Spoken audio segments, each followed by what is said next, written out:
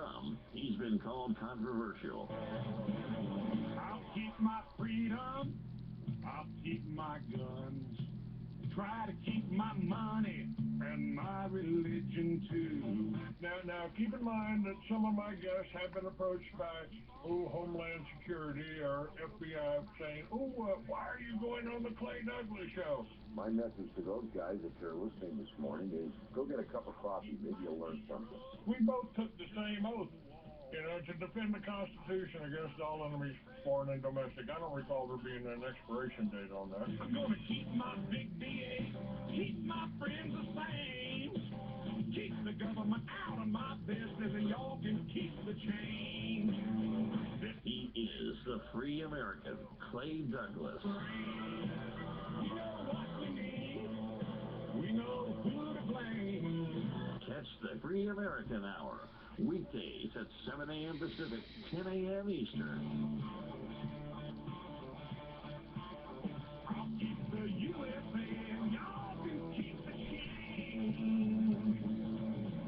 For the podcast and more details, visit www.freeamerican.com or catch the podcast by phone by calling 832-999-8621.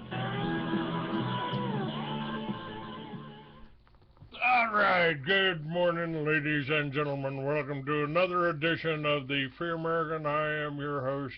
I am Clay Douglas. Jim Fetzer is my guest today. Hello, Jim. How are you? Oh, Clay, I'm delighted to be here. I'm doing fine. Well, it's nice to have you back on, and I got to open up the show right now with some information I just got that really saddens me. And if you're watching this on YouTube, you may actually see tears are coming to my eyes with this news. I have been interviewing and friends with V.K. Durham for many years. I called her grandma. That's how we met, and I always referred to her as a grandma. She was internet sensation. She has the anti-chamber, that's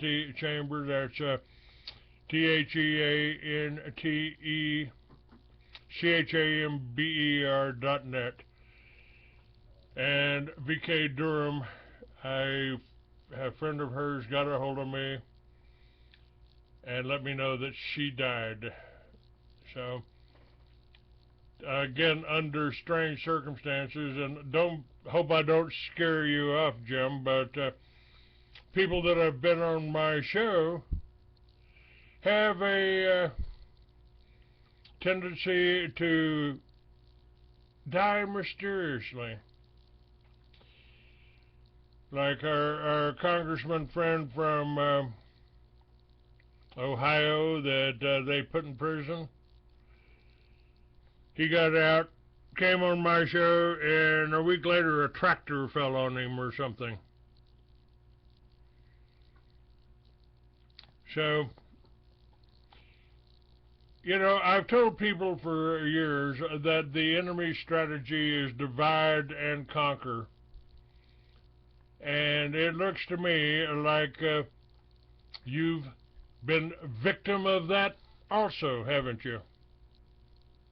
Well, I suppose to some extent I have, Clay. I really appreciate everything you're saying. It sounds to me like you're interviewing the right people, addressing the right audience, that the powers that be are not happy with your efforts to bring truth to the public. So I'm very, very glad to be here. Matter of fact, while you're speaking of that, I've got another link here that I'll put on. But the Jewish Voice for Peace just came up, just sent out a notice to their population, talking about Allison Weir.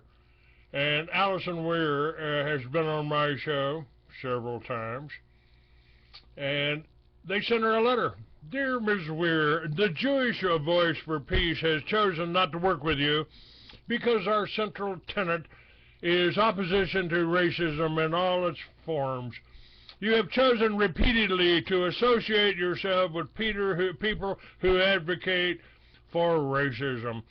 You've been a repeat guest of white supremacist Clay Douglas on his hate radio show, The Free American.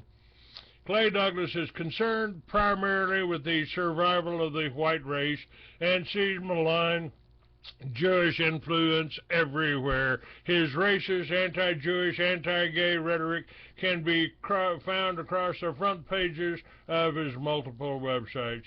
In the course of your appearance with Clay Douglas on August 25th, 2010, for example, you were silent when Douglas invoked the protocols of the elders of Zion and engaged in a racist diatribe against Jews. Your repeated appearance on the show, April 23rd, August 25th, 2010, and February 9th and May 18th, 2011, show that you knew his extremist views and chose to continue the association. I find this absolutely amazing. You know, I tell people all the time, I don't care who your grandmother slept with. What I care about is what is happening today. And this is actually, this article is by another Jew by the name of Gilad Otzman, who I've had on my show, who I've promoted, a musician out of Israel. And I guess he's behind this letter. Go ahead. Gilad is a friend of mine. He's been here to Madison twice. I featured him as a speaker when I organized the first international conference on behalf of Scholars for 9/11 Truth, which I founded in December of 2005. That was held at Friend's House in London in 2010. When he came here to Madison a year or two ago and gave a talk about Jewish identity politics, meaning their preoccupation with themselves as Jews, which I know to be true of no other group. He was talking in relation to the Holocaust, and it occurred to me how the whole Holocaust story, which has been enormously exaggerated, on which I have published and participated in conferences where that was one of the focus of our analysis, has been used to play on a Western sense of guilt for responsibility for the death of 6 million Jews who were exterminated in gas chambers using Zyklon B. But Clayton, it turns out those claims are not historically justified, that the 6 million is derived from theological, religious sources, not from historical or empirical data. In fact, there are 236 references to 6 million Jews being in dire straits or in fear of their lives before the Nuremberg tribunals that date back as early as 1890. Yes, sir. The International Committee of the Red Cross was keeping meticulous notes at all of the camps. They revised and updated their data in 1993, and they concluded that the total number who had died in all these camps was 296,081, which included gypsies, Jews, mentally and physically infirm. In fact, Clay, more Catholics than Jews died at Auschwitz. The business about Zyklon B is very strange, too, because it turns out that the bodies of those who died from exposure to cyanide, where Zyklon B is a form of cyanide, turn pink, and the walls of chambers where Zyklon B is used turn blue, but the only walls of chambers that turn blue were those that were used for delousing, where Zyklon B was used in copious quantity to kill body lice to inhibit the spread of typhus and other diseases in the camps. It was a hygiene or sanitation measure. It wasn't used for the extermination. And where we have no reports of pink bodies, which means that the three main elements of the Holocaust narrative turn out to be empirically false and scientifically refutable, because the relationship between cyanide and bodies is a law of biochemistry between Zyklon B and the walls of those chambers, laws of material science. My area is the history and the philosophy of science. I'm a philosopher of science. I publish widely on scientific knowledge, scientific reasoning, scientific explanations, and the laws of science. So when Nicholas Kollerstrom published, or was about to publish, a brilliant new book discussing all of these issues entitled Breaking the Spell, which I highly recommend. It's available on Amazon.com as well as other places. He invited me to write the preface for his book, and I was tremendously impressed. I discovered in the course of my research, too, that the 6 million figure is apparently derivative from a disputed passage in Leviticus, which has been interpreted to mean that the chosen people will be able to return to the promised land only when there are minus 6 million who have been consumed in the flames. But even that figure requires an interpolation, an interpretation, very creative of the text, because the original language did not include words for digits of that character. You couldn't have said 6 million in the original language, so it's very creative that they have come up with this. And there wasn't, according to I believe, the Red Cross, there wasn't even 6 million Jews in that area in Europe and Germany at that time. Yeah, I think that exceeds the total population of Jews in all of Europe. That's right. And, of course, we've had the whole Holocaust industry that's evolved. It appears that the Nuremberg tribunals were largely created to deflect attention from Allied responsibility for the massive destruction of German cities. In fact, under the Geneva Conventions of 1949, which, of course, were enacted after or adopted after the Nuremberg tribunals, it's a war crime to perform a collective punishment of persons who did not themselves individually commit offenses, which means that, not only were the Allies committing war crimes by bombing those German cities and, of course, Nagasaki and Hiroshima, but our no-fly zones, more recently over Iraq, for example, which led to the death of 5,000 Iraqi infants, that was a war crime. And our present sanctions on Iran, which are imposed to punish them for a non-existent nuclear weapons program, Clayton. It's bizarre what's going on here is yet another. In fact, all 16 of our intelligence agencies concluded in 2007 that Iran was not pursuing a nuclear weapons program, a conclusion they reaffirmed in 2011. Even the Mossad concluded that Iran was not developing nuclear weapons, which they reported to Benjamin Netanyahu in 2012, just 3 weeks before he went to the United Nations and declared precisely the opposite. Well,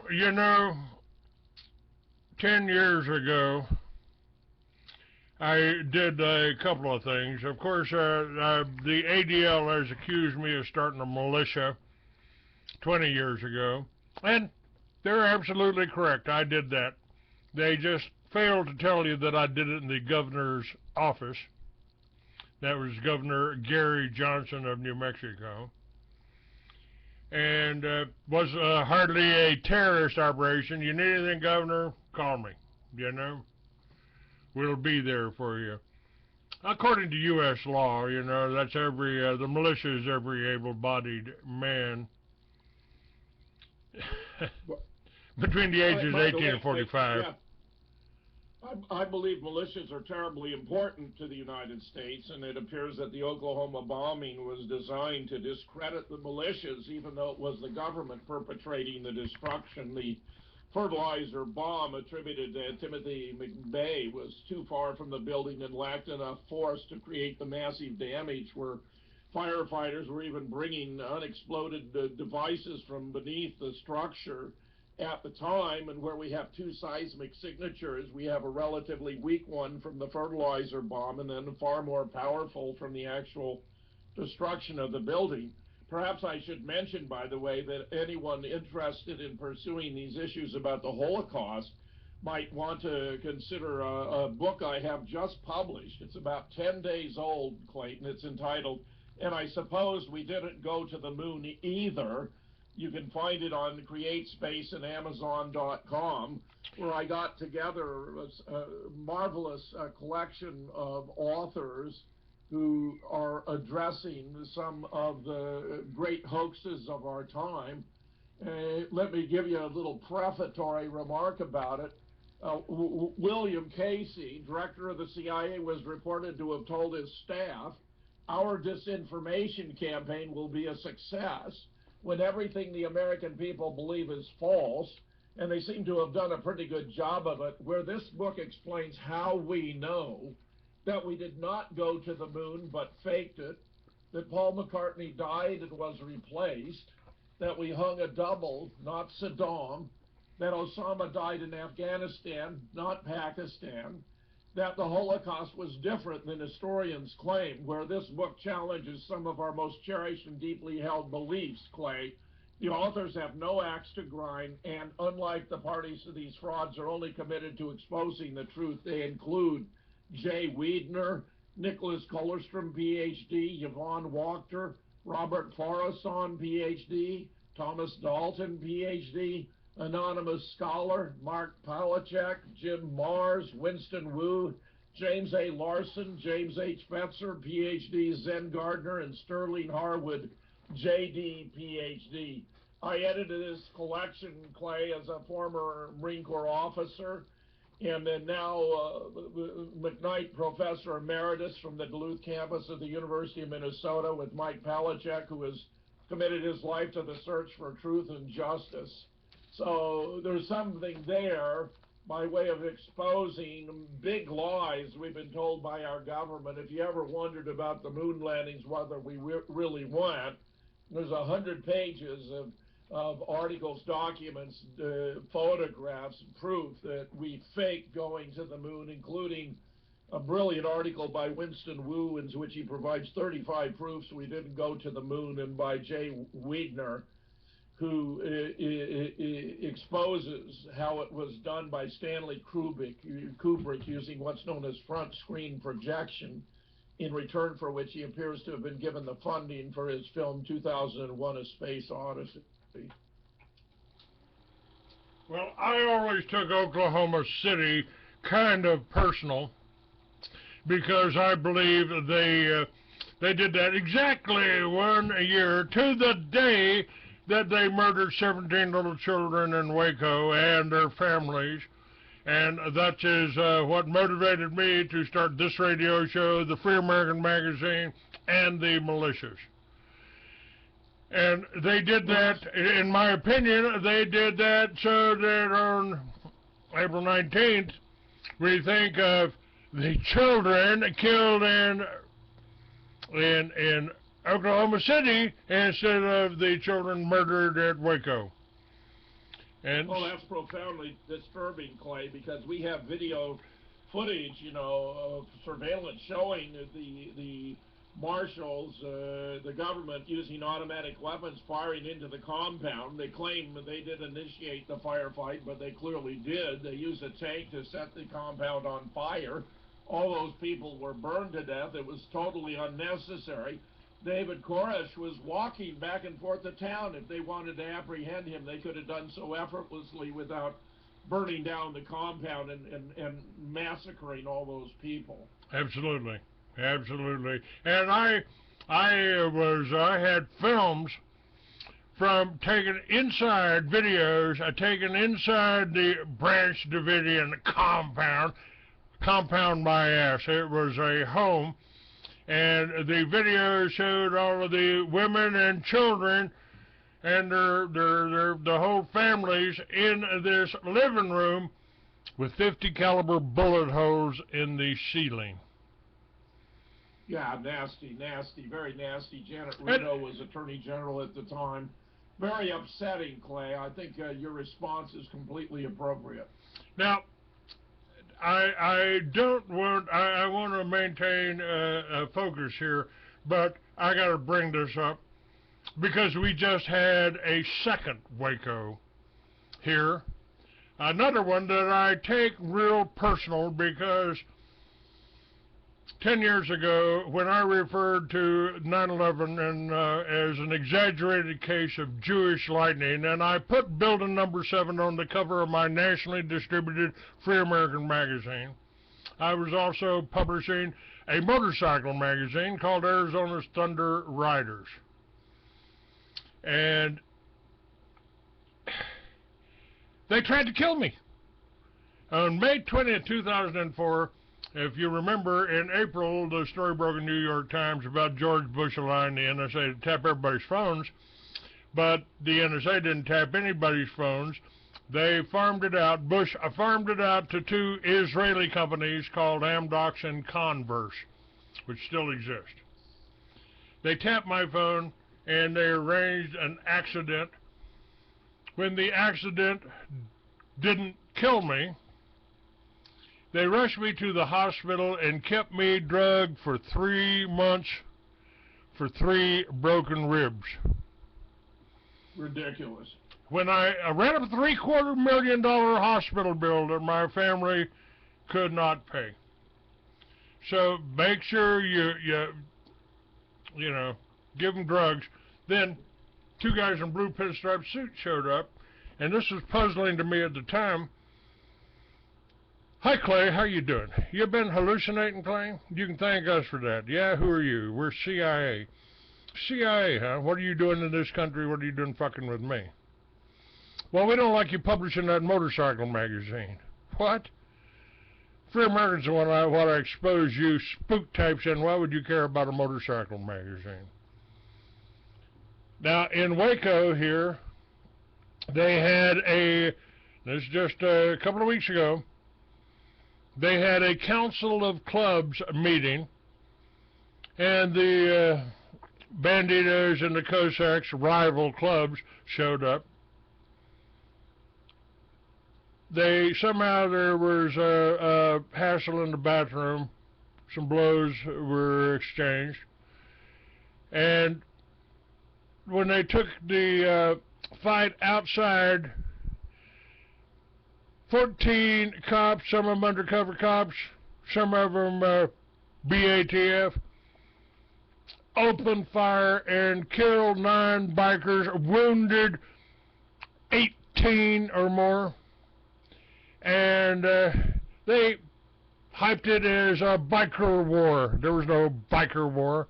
It was a killing field, and they opened up, killed 9 bikers, most of them Cossacks. And my original club 45 years ago, when they passed the Helm law in Texas, I pulled my colors, the Ghost Rider colors. Ghost Riders became the Banditos. They merged with the Banditos, and they demonized them, tried to kill them, and they arrested 170 bikers, charged them with $1 million bail, trying to say they were some kind of criminal gang.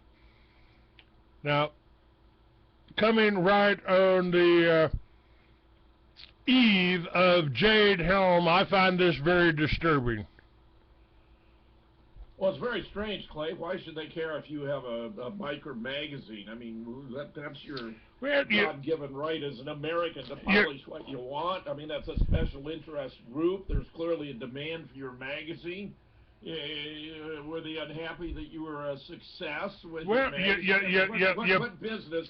You paint a rosy picture. You paint a rosy picture of riding motorcycles, and you got a big audience, and we don't like that. I said, does the term tough shit mean anything to you? Get out of my hospital. Get out of my hospital. And as they were leaving, I stopped them. I said, hey, boys, listen, man. Thanks for the high, but frankly, it wasn't nearly as good as the acid you brought in the 60s. Now, beat it. The next day, they sent in the 3rd team, and this was a little lady in a brown suit. Hi, Mr. Douglas. I got to give you this injection. This injection? What is that? It's just a tranquilizer. Well, you know, lady, I've been unconscious for 3 months. I don't feel much like being tranquil, so I'll pass. Thank you anyway. You have to. I have to give this to you. No, ma'am, I got the right to refuse medication. I don't know who you are. If that was Kool-Aid, it'd kill a horse. No, I'm not taking that. You have to. I'm going to go get security, and they're going to hold you down, and I'm going to give it to you. Go get them. She did. She came back with 4 security guards. I took them aside. I said, boys, a couple of things you need to know. If you try to hold me down and give that to me, here's what's going to happen. You, chubby, I'm taking your throat out. You, I'm going to break both of your arms. You, I'm going to break both of your legs. And you, shorty, I'm just going to smash your kneecap, but you may never walk again. Now, you boys ready to dance? Let's get it on. And they backed out. A week later, I was well enough to get out of the hospital. But make sure you get guardianship, or make arrangements for long-term care, and make sure he takes these drugs. Sorry, I told my wife. The only thing I need, the only thing I'll take is a joint and a Harley. I'm not taking any more drugs. And I haven't since. But in my estimation, that was the 4th time they tried to kill me, and the only mistake they made, Jim, was trying to overdose an old biker with Halcyon, Haldol, Valium, and morphine. It probably just ain't going to happen. Well, it's ridiculous, Clayton. I mean, often people with broken ribs aren't even given medical treatment because they'll, repair themselves. They're typically not the subject of surgery. For you to be 3 months under drugs, medication in a hospital is ridiculous. There was no warrant for that to begin with. So, what a massive form of harassment. Yeah, and it continued. After I got out, the real reason they were upset is my sons kept my motorcycle magazine going while I was unconscious, drugged into oblivion.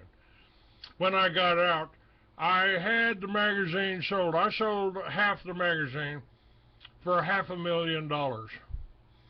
We signed the papers on Thursday. I went into, they put a press release out on Friday that they'd bought Arizona's premier motorcycle magazine and that Clay Douglas would remain on as publisher. Monday I walked into my new offices. The CEO is white and shaking. Clay, I can't go through with it. They're threatening to impeach me from my own company. They've contacted every stockholder in the company and told them what a right-wing, radical, racist, anti-Semite you are. And as soon as they said that, I knew where it came from. And I walked away. I told the guy, no, it's okay. I won't sue you. I wouldn't want to be in business with a chicken shit like you anyway. And it took about 6 months for them to contact every advertiser I had in the magazine and destroy my income. Well, that's very nasty, Clay. I've been targeted by the ADL too. They published an article in 2011 about anti-Semitic 9/11 conspiracy theorists, where I had published articles and spoken about the role of Israel in 9/11, which was brought to us by the CIA, the neocons in the Department of Defense, and the Mossad, the objective of which was multiple, but to transform American foreign policy from one in which we, at least officially, never attacked any nation that had not attacked us first, to one in which we became an aggressor nation and began a series of invasions. Afghanistan immediately after 9/11, and then 3 years later, Iraq, and to defeat, to deconstruct these modern Arab states that served as a counterbalance to Israel's domination of the Middle East, where the Zionist agenda combines the twin beliefs in the Jewish superiority with dubious claims to historical entitlement of all the lands of the Middle East, from the Tigris, Euphrates to the Nile. This is not just about Palestine, but of much broader and more expansive claims made on behalf of Israel, where it's remarkable, Clay, that Johns Hopkins has done recent studies of DNA, and it turns out that the inhabitants of Israel, by and large, are descended from the Khazars, not from the tribes of Judea, and that they are related to regions of Ukraine where they might like to return, so that ironically, because the definition of being a Semite is a linguistic one and pertains to having origins in the Middle East, the Israelis are not only not Semites, but because the Palestinians are, they turn out to be the greatest practitioners of anti-Semitism in the world today. So there's the hypocrisy coming from Israel, and Benjamin Netanyahu as a personification is simply overwhelming, where Netanyahu was behind the whole introduction of the idea of a war on terror. He held a conference in Jerusalem back in 1987 or so, published a book entitled Terrorism, How the West Can Win, before any of us had ever even heard the word. And where the whole assault on the Twin Towers was to put the American people in a mood to support these interventions abroad, which had nothing to do with American interest, and in fact have actually undermined our security by wasting the lives of young men and women and depleting our national treasury for the benefit of Israel and multinational corporations like Halliburton, where Dick Cheney gave them all kinds of no big contracts for construction in Iraq, which turned out to be shoddy, and of course for creating 300 or more FEMA camps right here in the USA. I mean, it's appalling what was going on during the Bush-Cheney administration. And you know, all the evidence, Clay, suggests that Dick Cheney, in fact, was the executive director of 9/11 the day it was taking place, which Michael Rupert has documented in his book, Crossing the Rubicon, but for which there's a great deal of additional evidence. It's an appalling situation. I agree with that. And 10 years ago, before my accident, I put out a film called The True Face of FEMA. And I filmed the first Homeland Security meeting 10 years ago. This may have been the reason they tried to kill me, not just about 9/11. Not just about the World Trade Center. It's Colonel Brinkerhoff said we're going to be in for a long war. This war will go on longer than the Cold War. And unlike other wars, this is going to be fought on American soil. This, in case of a single a nuclear attack or a natural disaster of significant magnitude, like the earthquake along the New Madrid fault line, we'll need 400, and a single case, if we have a single case of smallpox in a metropolitan area, we'll need 400,000 well-armed, well-trained, organized, disciplined troops that control the American people, because some of them just won't follow orders. I responded to that, no shit, Sherlock. Some of us won't line up on the Walmart parking lot to get a vaccination for a disease that's been eradicated in the United States for 100 years. And Clayton, I agree 100%. This idea of having mandatory vaccination programs is simply obscene. When they took public comments, I wrote to them and said that if they were going to give me inoculations, it would be in my cold, dead arm. I find this so offensive, it's unbelievable. It's like Obama's gun grabs. It's all completely unconstitutional. This man took an oath to preserve, protect, and defend the Constitution from all enemies, foreign and domestic. He has betrayed it again and again, never more blatantly than in relation to the Second Amendment, Clayton. I agree. And this whole... I think this is exactly what we're seeing with Jade Helm, and that's where I want to talk, because you have been a writer for Veterans Today, and I believe I've even interviewed you while you were still a writer for Veterans Today, and suddenly you and a few other people have been kicked off Veterans Today because the last time I had Gordon Duff on my show, he kind of made fun of us conspiracy theorists talking about Jade Helm. Now, a few 12 SEALs aren't going to disarm, you know, so many million Americans. So he made light of Jade Helm, and I allow my guests to speak. I allow them to give their opinion, and I don't agree with him. I mean, I understand there's been, what, 15 Jade Helms? It may be just an exercise, but it's the largest exercise they ever had, and it covers all of the states I've been in. That's to me, it's like somebody might have listened to Clay Douglas in Arizona, or somebody might have listened to Clay Douglas in New Mexico, and he's been out there in California too, and now he's back in Texas. So they came into the very town I moved into a few months ago, Big Spring, Texas, and I've got films up of them speaking to the city council and the mayor there. I've talked to the mayor about it. So what's going on? And then suddenly you're kicked off of Veterans Today. Stu Webb was kicked off of Veterans Today, and I don't necessarily disagree with that. When Stu was with Veterans Today, he fought to keep me off, so I don't know what that deal is. So now he's got his own thing. You're broadcasting on that. You're going on that. Certainly don't blame you for that. But what about Gordon Duff? I mean, I was just looking through my files here. I've still got a Gordon Duff for president. I liked what he said about what he would do if he was president. He'd legalize marijuana, and what's happening in Colorado ought to be happening in every state. And I wrote novels about that 45 years ago. They were science fiction about it back then.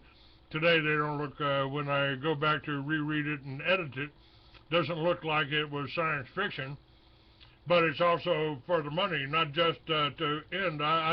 45 years ago, I suggested what they needed to do was abolish all the laws against victimless crimes and close down this whole prison planet that we've got here. Excuse me, Alex. Don't mean to steal your material here. What's happening here? I mean, this is the divide and conquer, isn't it? Well, you're completely right about laws restricting the use of drugs and victimless crimes. Clayton, there was a brilliant book by a guy named McWilliams entitled It Ain't Nobody's Business If You Do, in which he talked about a whole host of victimless crimes and what was absurd for the government to become involved in relation, for example, to the marijuana laws. I mean, just because you prefer to smoke your high rather than drink it, you should be converted into a criminal. They take hard-working citizens paying taxes, incarcerate them. Well, we have to pay for their room and board, which can run as much as $100,000 apiece. We've taken millions of citizens. We've wasted untold resources on police surveillance, drug busts, meaningless enforcement of laws, the function of which really is keep the price high so it can benefit the drug cartels and the CIA, which turns out to be the biggest drug dealer in the world. Absolutely. You're completely right about all of that, Clay, and I agree 100%. And it's absurd that we still continue to have this war on drugs, which has been massively counterproductive. And there's even a correlate, a war on physicians who are seeking to treat their patients for pain, brain problems. Where I've interviewed Ellen Solarian, who is the lead shrink for the FBI, on my show, which is entitled The Real Deal. It's now gone video, and I gave you some links to it, but it's I've got about 60 or more shows there, which include half a dozen or more about Jade Helm. So we'll get to the heart of the matter here. About 5 weeks ago or so, it may have been 6, I was on the air with Stu Webb on Veterans Today Radio, with Preston James, who was at the time another author for Veterans Today. Preston had a record where virtually every article he wrote went immediately to #1 and would draw 50, 60,000 reads. He was phenomenal, and we were having a conversation with Stu when he got an email from Gordon Duff saying he was fired. He explained it to us. He read the email. I thought it was ludicrous. I never got an explanation from Gordon. I told him I thought it was a huge mistake, that Stu had a huge following. He and Chip Tatum, who's a former spook who has been exposing, malfeasance by the CIA, had invested their own time and money in developing Veterans Today radio. And it was from him, Clay, that I first heard the phrase Gordon Duff for president. So, why Gordon would turn on Stu was to me completely bizarre. A week or so later, another writer for Veterans Today by the name of Robert O'Dowd, who, like myself, is a former Marine, where I was commissioned as a second lieutenant on graduation from Princeton in 1962, served 4 years in the Marine Corps, including 13 months in the Far East and 2 years in San Diego, where I had 15 DIs and 300 recruits under my command going through the training cycle. The second year, I was moved up to regimental headquarters and revised the training program. So instead of putting 8,000 recruits through the program in 11 weeks, we could do 11,000 recruits in 8 weeks. Resigned my commission as a captain to enter graduate school and earned my PhD in the history and philosophy of science, where beginning in 1970, I had a 35-year career in higher education, offering courses primarily in logic, critical thinking, and scientific reasoning. So this fellow, Robert O'Dowd, published an article about Jade Helm, asking some rather obvious questions as to what it was about, identifying the red list and the blue list and the yellow list, where the red list involves those they regard as leaders or opinion makers or information conveyors who they might want to cut off to ensure there's no communication about what's going on or advice about how to cope with Jade Helm. The blue list, their followers, and the yellow list, the vast majority of apolitical Americans who really just want to settle down with their six-pack in front of the TV and watch football or basketball or whatever sports is in season. He took this article by Robert O'Dowd and put in an editor's note that said that it was unsourced, uninformed, and that he had it all wrong, and that he and the managing editor, whose name is Jim Dean, had checked with their sources, who were completely unspecified, and they'd been assured that this was just a routine National Guard operation involving 1,200 troops and nothing to be surprised about. Well, I wrote Gordon. I contacted him, as I had when he fired Stu Webb, and explained I thought this was completely inappropriate and abuse of his position as editor, and published my own article after doing further research, which was entitled Jade Helm is Not an Ordinary Training Drill, in which I defended Robert O'Dowd and criticized Gordon Duff and explained why this was a huge mistake, that there were all kinds of indication that this was a massive op, that it involved elements of all four of the services. I know now it comes directly from Army headquarters. We even have a field manual related to it. And this is not remotely what Gordon Duff was describing. Duff took my article and put an editor's note in there twice as long and even more venomous. And when it got 600 reads in the first hour, I told my wife I thought it was going to go to #1. He could see the handwriting on the wall, so he simply deleted it. Stu Webb had gone to Veterans Truth Radio. By that point in time, he and Chip had created a new radio network for an alternative veterans site in the belief that Gordon Duff was not acting in the interests of veterans, and I'll say much more about that as we proceed. And I discussed what had happened with not only with McDowd, but also with myself, with Stu, and why I thought this was a serious matter. The next morning, I discovered that Duff had taken me out of out of Veterans Today, where I was both an editor and a journalist. I published 150 articles about JFK, 9/11, the plane crash that took the life of Senator Paul Wellstone, Sandy Hook, the Boston bombing, and other issues of significance since I began writing for them on 5 July 2011. And when Duff kicked me off, I noticed very promptly that he'd also disappeared my four most recent articles about the Boston bombing, which I found highly disturbing. In any case, I was to be on with Jeff Rense that night, and when they brought me into the studio, the producer explained that he wasn't able to contact Jeff, which was highly unusual. They were playing a rebroadcast of an interview he'd done with a woman in Texas about Jade Helm, so I thought to myself, well, when Jeff shows up, this will be effortless because we'll just switch from his conversation with her about Jade Helm to a conversation with me about Jade Helm. But after 40 minutes he hadn't shown, it was pretty clear they weren't going to make contact, so I sent him an email saying I hoped he was okay. Well, the next morning I received a response from his girlfriend saying he'd been in a serious accident and that he had been hospitalized, and she gave me the number. So waiting a couple hours for the difference between Pacific Coast time and my Central time, I called the hospital and learned he was in an ICU.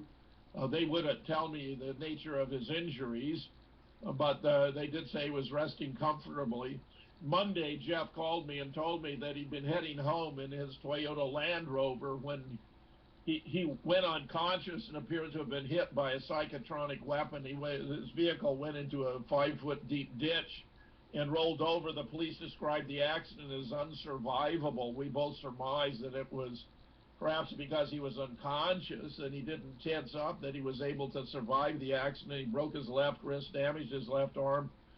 Well, went ahead and put me on the air that evening to talk about Jade Helm. In the meanwhile, I learned that Stu Webb had been run off the road in the 5th or 6th attempt to kill him, that he'd identified the black woman who was driving the SUV that ran him off the road as an FBI agent who'd attempted to kill him before. And so at the end of the show, I mentioned to Jeff how this had happened to Stu Webb, and it put me in a very central position of tying all these ends together.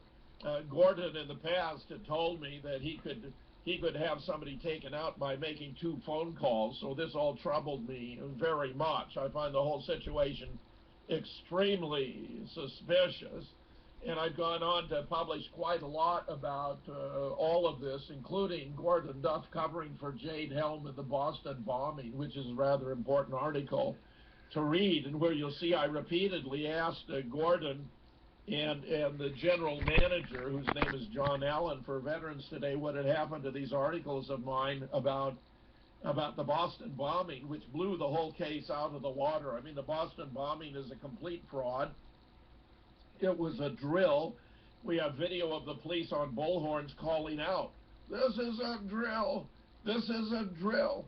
We have tweets from the Boston Globe explaining that a controlled demolition will be set off during the marathon for the benefit of bomb squad activities. Another tweet explaining that one will be set off 1 minute from now in front of the library, and a minute later it goes off in front of the Boston Public Library. After the explosion, there are bodies on the ground that don't have various limbs and body parts, but the body parts are nowhere to be seen, and most strikingly, there is no blood. The blood only shows up later, and it's Hollywood blood. It's not human blood. It came out of a tube. The whole thing is fake, complete fraud. Nathan Folks, who's a Hollywood producer and director, gave an interview with Voice of Russia in which he explained that a key player there wearing a cowboy hat, whose name is Carlos Arredondo, was an actor he'd cast in one of his own films. That what's going on there is known as hyper-realistic filming, where they try to create a scene that looks as realistic as possible for the benefit, for example, of inexperienced troops as to what they might encounter in combat. He believes the smoke didn't even come from an explosion, but came from a smoke machine. In these articles that Gordon Duff deleted, in which he's never restored, and in fact the plot will thicken, as I shall explain momentarily. The case was completely blown apart. One of them was entitled Boston Show Trial, the Opinion of an Attorney at Law. where I had consulted with a retired professor of law who'd served as a prosecutor and as a defense attorney. And he assessed the case in terms of its bare elements, where the FBI in its investigation had reported, and as a formal indictment against Zokor Saranov, specified the two backpacks that blew up were black nylon backpacks. But even looking at the footage from the marathon bombing of the two young men, neither of them is wearing a black nylon backpack. It's like the OJ case about the glove. It doesn't fit, you must acquit. That was a contrived case because they were tight-fitting gloves, and they had OJ put on latex gloves before he put on, which guaranteed they wouldn't fit. So that was a fake. Well, this thing in Boston was a fake too, because the backpacks, neither of them was black nylon, which led him to conclude that there wasn't even enough evidence here for probable cause to support an indictment, much less a conviction or a trial. I mean, the whole thing is a sham. I subsequently interviewed Marette Saranov, who's the aunt of the boys, who made several other devastating points that I also published in these articles, including that even the marathon footage itself had been faked. And I asked how she knew, and she explained that it's because Tamerlan, the older brother, is clean shaven in the footage, but in fact he had a beard. And I asked her, could she prove it? And she started sending me photographs of Tamerlan lying in bed with his cat. He had a beard. She sent me a link to the two brothers working out at a gym not long before the marathon. He had a beard. He was contacted by a friend after the bombing who was relieved that he'd been nowhere in the vicinity. They had dinner that night together. He had a beard. When he was arrested in Watertown by the police, if you can see, they made the video kind of fuzzy. He had a beard. Now, if you look at the death photograph where he has a huge gash in the side, he still had the beard. There's another crucial feature about that, which is this. His death occurs after he's arrested by the police. Therefore, the claim that his brother killed him is preposterous because he died while he was in the custody of the police. Once Tamerlan was in the custody of the police, how could his brother have possibly killed him? In fact, we have a witness who reported watching the police drive over Tamerlan repeatedly in an SUV, which appears to have been his own vehicle. So I have been able to restore that article because it was republished in its entirety on another website, and you can find it on my own blog at jamesfetzer.blogspot.com under the title, They Didn't Do It. Marette Saranova blows apart the Boston show trial, and where I include, among other videos, not only that arrest video where you can see him with a beard, but my interview with Marette Saranov, which I had broadcast on my Real Deal website, but also the Real Deal special must-see Boston bombing update, which is on YouTube, that lays out all the basics of the case. We have even discovered the form that the DHS uses to hire amputee actors. I mean, this whole thing was a complete stunt, a complete fraud. All the officials know about it. The Boston police know it was a drill. The Boston Globe knows it was a drill. The prosecutor, the defense attorney, the judge all know it was a drill. I mean, this is like the most corrupt trial in American history, Clay. So what are they going to do? They're going to give this kid the death penalty, and yeah, he was already found guilty and given the death penalty. Yes. And the fact of the matter is it's all totally fraudulent. This is the equivalent of a Stalinist show trial, you know, where they put political enemies on trial and fabricate evidence. This whole thing is totally fabricated. You can see it for yourself by consulting the sources I'm talking about. So Duff, I noticed, had left my name as though I were still a journalist for Veterans Today. And 3 weeks after he took my name, he had taken me out of Veterans Today. I said, Gordon, I said, my name is still up there, don't you think? After 3 weeks, it's time to take it off.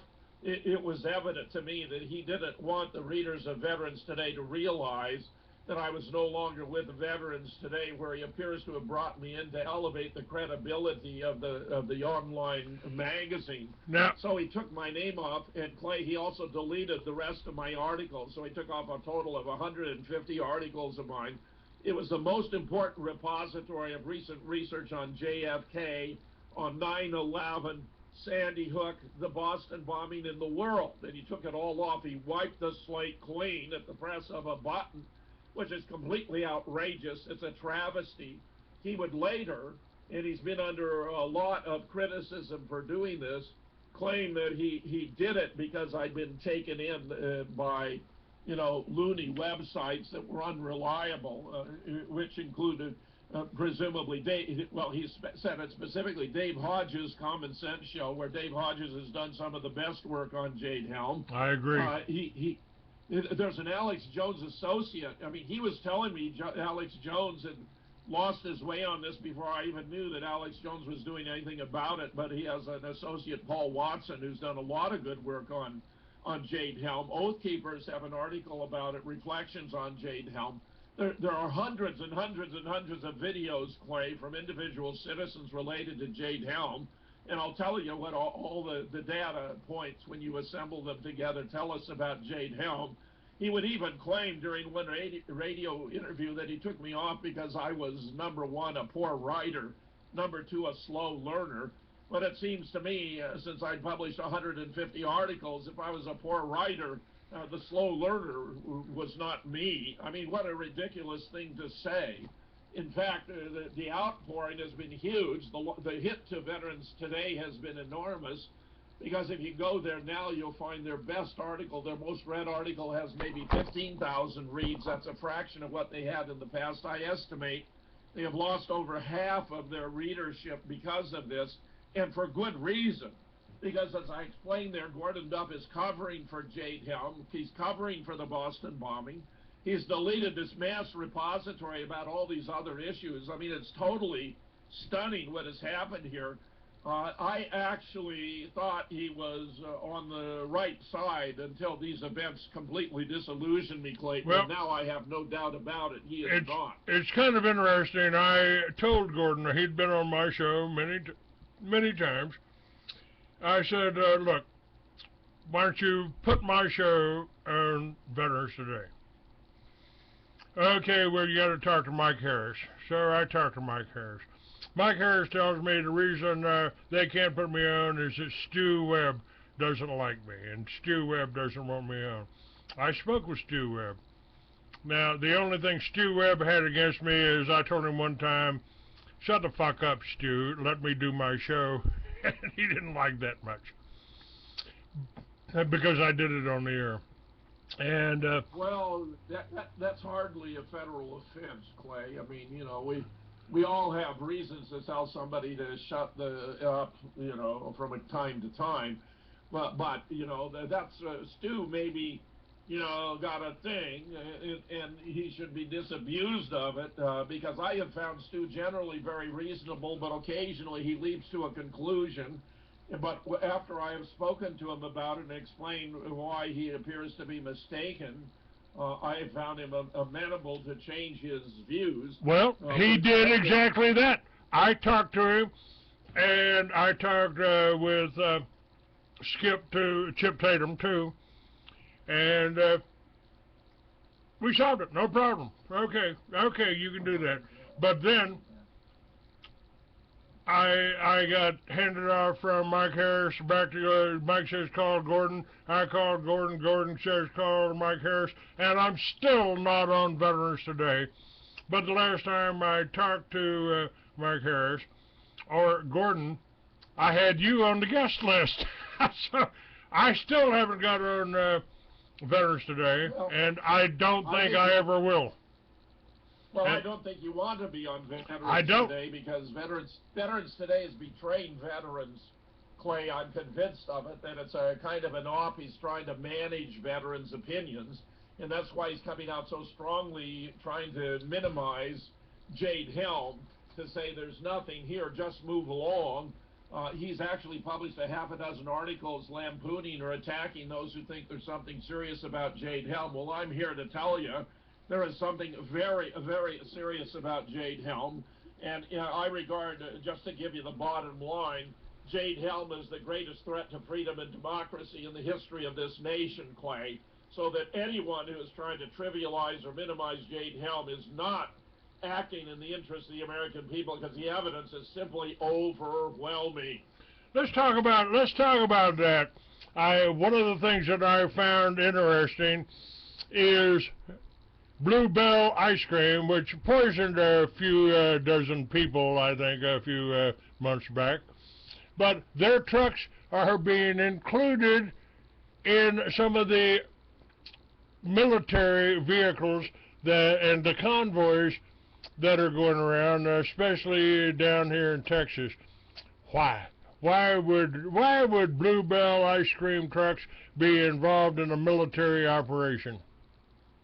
Well, that particular article offers 2 or 3 hypothetical explanations. One would be that it might be carrying plasma, which needs to be refrigerated in case any of the troops involved here, and they're from all 4 branches of the service, were to be injured in terms of events taking place, resistance from the American people, where we have, reports from unimpeachable sources that enlisted men are asking the officers what's going on. They're being told that it's a training op, but that they're expecting resistance, and therefore they're issuing live ammo, to which I respond, well, if it's just a training op, why should they be expecting resistance? And if they are expecting resistance, why should they be issuing live ammo for, American soldiers to fire on the American people? It turns out a lieutenant general who was a participant in a Pentagon study from 2012 to determine what percentage of the American military would fire on the American people found 60% of active Army personnel would not fire on the American people. 80% of the National Guard would not fire on the American people. 90% of the Marines would not fire on the American people. That the Navy was going to stay out of it in case the nation falls into a civil war over all of this, which I think is highly improbable. And where so they would cope with any foreign intervention if they were a foreign power to seek to intervene to take advantage of domestic turmoil. And where the Air Force, in excess of 75% of the Air Force, is expected to side with the government to be willing to attack the American people. So all that is profoundly disturbing. Where Clay, the alternative theory about the Bluebell ice cream is that they would be for the transport of bodies. You can't have bodies lying around. They suffer decay, they'll spread disease, and of course create a terrible stench and all that. Those are the 2 theories about Bluebell. But it's pretty bizarre, because Bluebell has denied having anything to do with it, and they've been caught with their pants down on this. Why Bluebell would want to lie about something like this is ridiculous. I mean, they shouldn't say, well, they recruited us. Who knows, maybe the troops needed a break. They wanted to have ice cream, They're the dumber things that they could have said, but it is very strange, I agree. Now, I just went to a militia training, sort of a meet and greet and shoot type of event. And the people that are doing the training are Iraq veterans. And they said basically the same thing. The veterans and the active duty military, they aren't going to fire on the American people. They aren't going to go along with this. And some of them won't. I believe some of them are still on our side and took that oath. So, and honor that oath.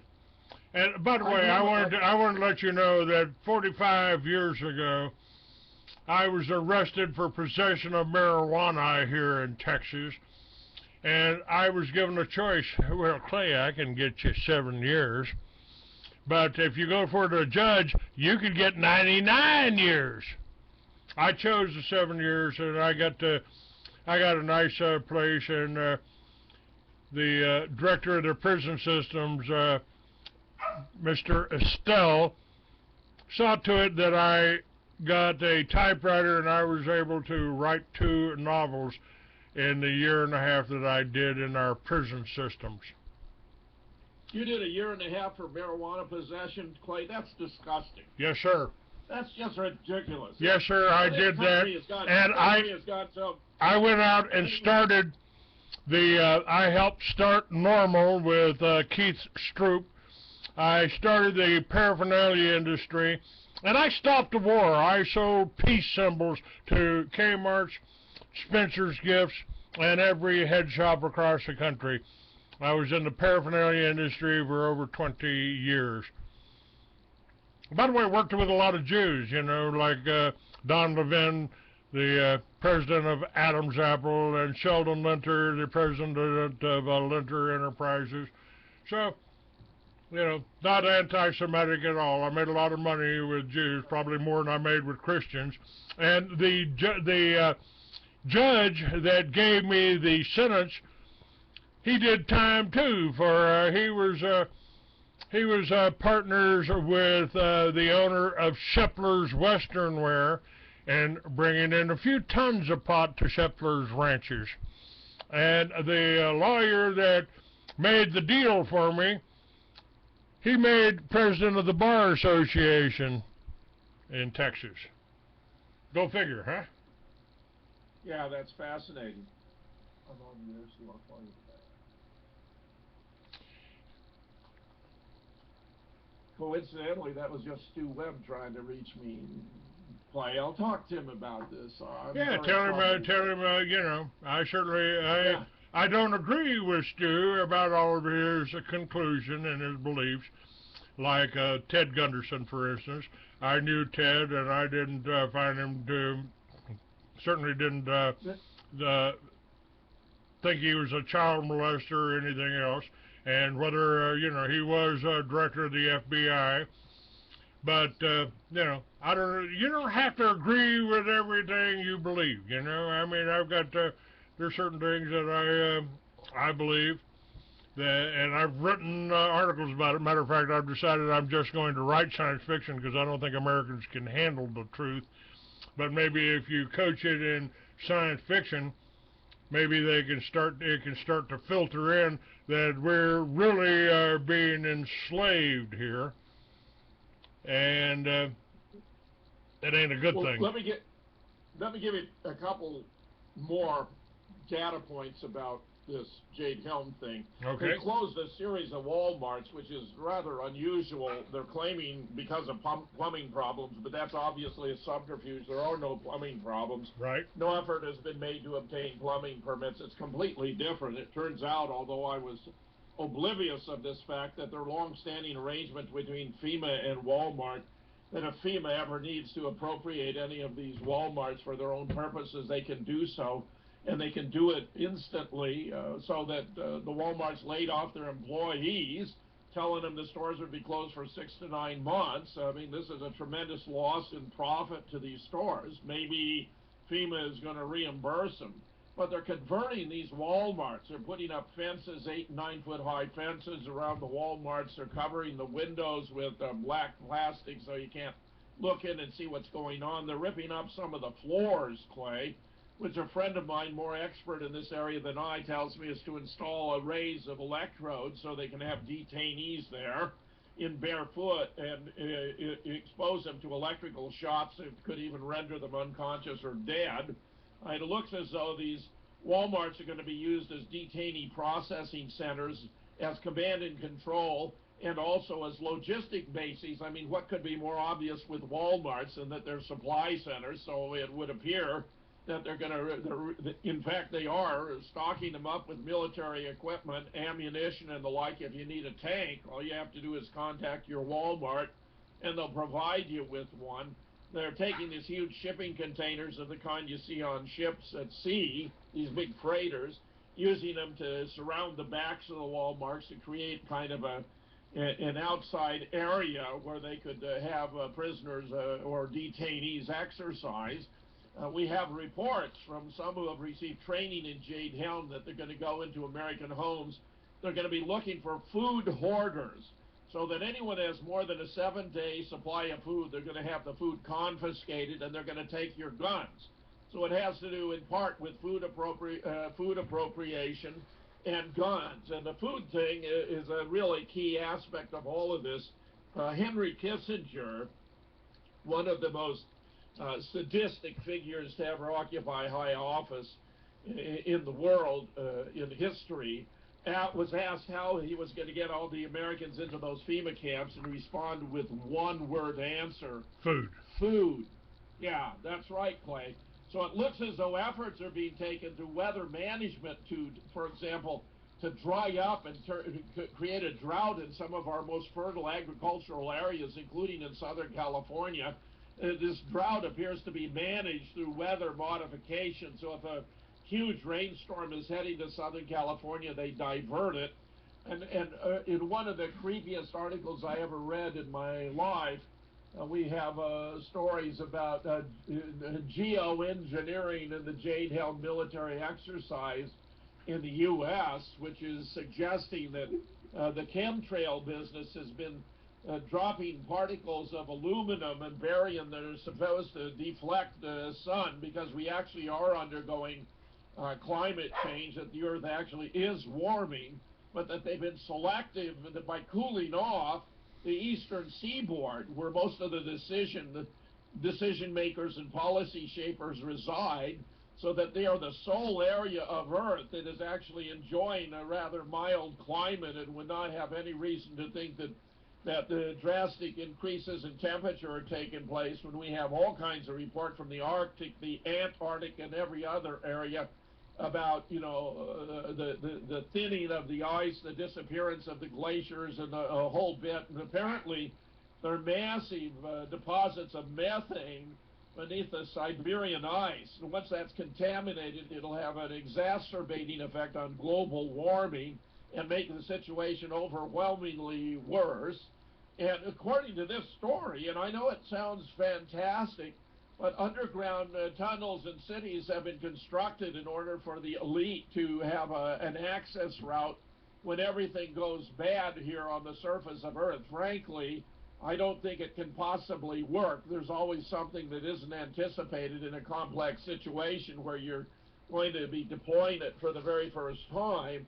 But on some of these scenarios, the Jade Helm is going to be helped along by the use of nukes. You mentioned the New Madrid Fault. If a nuke is set off on the New Madrid Fault, we have Navy studies of the new geography of the United States, which is drastically different than the geography of the United States today, because the western seaboard would be flooded, and the Mississippi River would be massively enlarged all the way up to Wisconsin, where I reside. There's another story about Yellowstone, which is, of course, actually a massive semi-dormant volcano, but that where they may use a nuke to blow it open. I wasn't sure how seriously to take that until I discovered they have now passed new laws about not taking photographs at Yellowstone. They have closed popular hiking trails, and men in what appear to be hazmat suits appear to be in the area. So I'm very, very troubled about that. According to this article about geoengineering and the Jade Helm military exercises, they're suggesting that some volcanoes could be set off all over Earth to create a volcanic ash in the atmosphere to try to control the sun's warming effect on Earth. But it would also have the consequence that millions of people are going to die. And in fact, that even, according to some of these stories, is part of the agenda to take out like 60, 70, 80% of Earth's population. I mean, it's stunning stuff, Clay. They wrote it in stone. My God, we want to reduce the population of the Earth to a manageable 500 million. That's in the Georgia Guidestones. That's right, that's right. I know about the Guidestones, and the Guidestones themselves are bizarre in and of themselves.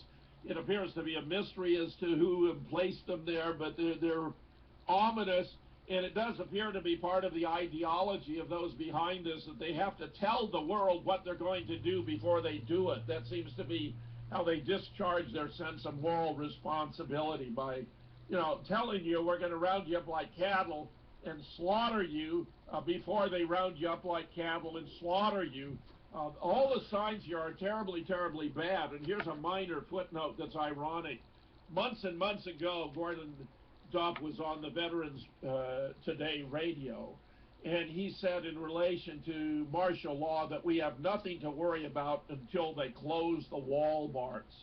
And Clay, at the time, that stuck in my mind because I had no idea what he was talking about. But today, I think I understand. The Walmart, there are two Walmarts in Midland, which is 40 miles from me. They've already closed one of them. They've left one open. And the employees were given a few hours' notice. Yeah, it's ridiculous. I mean, now you got a job, now you don't.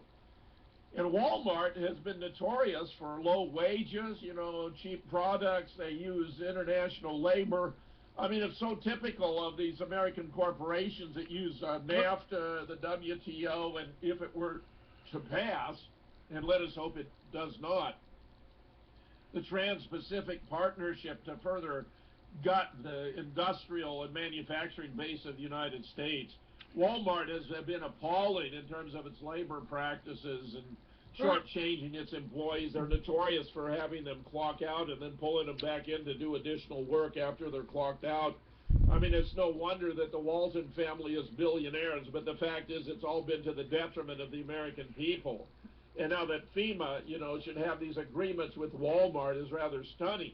The observation, and I know it sounds trivial, has been made that if you take Walmart and separate the words, you got Mart and Wall reversed L-A-W, which could be interpreted as standing for martial law. I presume that Walmart was named after the family, but it's peculiar and interesting that it also has that, lends itself to that interpretation. Now, I want to tell you, we used to be told that China was using slave labor, etc., etc., etc. Over the last few years, it seems to me that China and Russia, who got together and formed a alternative financial system to the World Bank and to the Federal Reserve. Right. Maybe the Russians and the Chinese actually woke up after being under communism for 100 years. Maybe they woke up to what's going on, and maybe China and Russia, especially Russia, because the Russian people were never our enemies, but they sure tried to do that with the Cold War, didn't they? Be afraid, be afraid, be very afraid. The Russians are coming, the Russians are coming. My ass. And I wanted to talk about this. We went into Afghanistan after 9/11. Not for the reasons that we were told, not looking for Osama bin Laden, who'd been dead for a while, a few years by that time, but because those nasty old Taliban were destroying the opium poppy crops. So today our soldiers are in Afghanistan protecting the opium poppy crops. Well, that's true. Many officers have returned, you know, in disgust that they were there to protect the poppy crops. Technically, actually, we invaded Afghanistan within a month of 9/11, which of course was on September 11th, and Osama died on December 15th of the same year, 2001. There were local obituaries. He was buried in an unmarked grave in Afghanistan in accordance with Muslim tradition. Even Fox News published a report of his death on 26 December 2001. You can still find it online, Clay. David Ray Griffin, who has published 10 books about 9/11, has a book about this entitled Osama bin Laden, Dead or Alive. Nick Kollerstrom, who's a leading expert on the 7/7 London bombing attacks, whose book Terror on the Tube, now in his third edition, is the most extensive and detailed explanation of what happened there, where it was Nick who discovered that the alleged Muslim terrorists weren't even at the tube stops in time. They may have been recruited to play a role in what they thought was a drill, but they couldn't get there because the train from Luton they would have had to have taken to be there in time had been canceled, so they just went ahead with the drill. There's a brilliant expose of the 7/7 by a fellow named John Hill who goes by the name Maud Dibb, entitled 7/7 Ripple Effect, that I recommend everyone to watch. It's available online. It's from beginning to end in 1 hour, how the whole drill was planned and how it was executed, and exposes it in a brilliant and dazzling fashion. But to understand exactly what happened to, and when they conducted the raid in Pakistan 10 years later, resurrecting Osama bin Laden so he could die a second time, and made a film about it entitled Zero Dark 30. I published an article entitled Zero Dark 30, The Deeper, Darker Truths, exposing the whole charade. Obama was in trouble politically, that Guantanamo was still open. That wasn't really his fault because the Republicans wouldn't let him close it. But they claimed that the tip about Osama's location had come from Guantanamo. Oh, aren't we glad it's still open? He used troops stationed in Pakistan for which he'd also been under criticism. So everyone said, oh, well, I guess we're glad they were there after all. And it wiped his birth certificate, clearly fraudulent, off of the talk radio, right-wing talk radio, and replaced him, positioning him for a triumphal re-election as the man who got the most wanted man in the world. But it was all political theater. In relation to Scholars for 9/11 Truth, which, as I mentioned, I founded in December 2001, we'd done a press release already in 2006 explaining how the various audios and videos that were being attributed to Osama were fabricated and fake, where I had consulted the leading expert on Osama in the world, a professor by the name of Bruce Lawrence from Duke.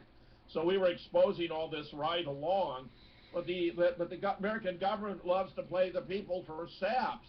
They did so in the case of Saddam Hussein as well, because Saddam actually was killed on April 7th, 2003, just 3 weeks into the invasion of Iraq, by a B-1 bomber pilot by the name of Chris Wachter, who was on a mission and told that he had a new target assignment. He was given the coordinates. He was told not to miss, that this was the big one. He dropped 2 Jade Helm bombs on a restaurant on the outskirts of Baghdad. He took out Saddam Hussein, his 2 sons, and about 50 members of his general staff. They've been able to track Saddam's location because he and his sons were using custom-made Jaguar cell phones that were made in the UK, which had, been designed to allow the British to track them. When he returned to his base, he was lionized, put on CNN. He would be awarded the Distinguished Flying Cross. He went back to California on R&R, and he was in Orange County, which is the home of the Crystal Cathedral of the Reverend Robert Schiller, whose services were televised, and Schiller feted Chris Wachter for taking out Saddam Hussein, which then was broadcast all over the country. And when word reached Langley, they had Chris Wachter fly back to the Pentagon, and they told him while they admired his flying skills that officially Saddam Hussein had gotten away. Well, his mother, Yvonne, had contacted me and told me what had actually happened. And I said, Yvonne, that's a fantastic story. Can you prove it? And she started sending me documents and records that showed exactly what she claimed to be true, including even an article in the New York Times where Vice President Cheney was quoted as saying, I believe we got Hussein, his lifeless body was dragged out of the rubble and he was unable to breathe. She was a brilliant and resourceful. So I interviewed her on my old radio show before it went video this year, The Real Deal, where I have 882-hour radio interviews on the most complex and controversial issues of our time, which I did with revereradio.net. You can find it by going to radiofetzer.blogspot.com. And so I published about it. And they substituted one of his doubles. They put him under the ground in a spider hole, claimed to have captured him, wouldn't turn him over to the Iraqis because they would have recognized it was not Saddam. An Australian journalist by the name of Joe Vialis noticed, however, that the teeth in the jaw were wrong, that Saddam had excellent teeth and an overbite, meaning that his upper teeth extend over his lower teeth, whereas the double had bad teeth and an underbite, which meant that his lower teeth extend beyond his upper teeth. I sought to confirm what Joe had determined and obtained a copy of the Ace of Spades from a deck of 52 cards that the American command in Iraq had distributed of the wanted leaders of Iraq. which showed Saddam with his magnificent teeth and his underbite, and began publishing about it. So, you know, the man we put on trial there and then hung was not Saddam, it was one of his doubles. In fact, at one point in time, the Red Cross arranged for his wife to visit him in captivity, and she came out screaming, "This is not my husband. This is one of his doubles. What have you done with my husband?" Blowing the cover, but of course the controlled press never reported any of this. It was only some of the alternative media that got it out. This is another story, actually both of those, about Osama bin Laden, the second death of Osama bin Laden and the first death of Saddam Hussein, are also covered in chapters of my new book, and I suppose we didn't go to the moon either. Yeah, okay, I've got that listed. And I've got a number of other articles listed up on freeamerican.com. You know, one of the things, actually, before I even started the Free American, I was publishing a biker magazine called Riders Exchange out of Miami. And I went up to Sturgis, and a Vietnam veteran took one of my magazines and looked at it and said, "Well, let's see what kind of balls you got." And he handed me a stack of documents, probably 15 pages. And I read it, and I tell you, I was so paranoid after reading it that I drove back to Miami, through Colorado, the back roads of Colorado, pulling my motorcycle with my 2 sons and my wife in the truck with me. And I would pull over and stop on one of these back roads and walk back and waited behind the truck about 50 feet. And if a farmer had stopped to see if I was okay, I would have shot him. The documents, which I got back to Miami and I published in my motorcycle magazine, was on Operation Watchtower.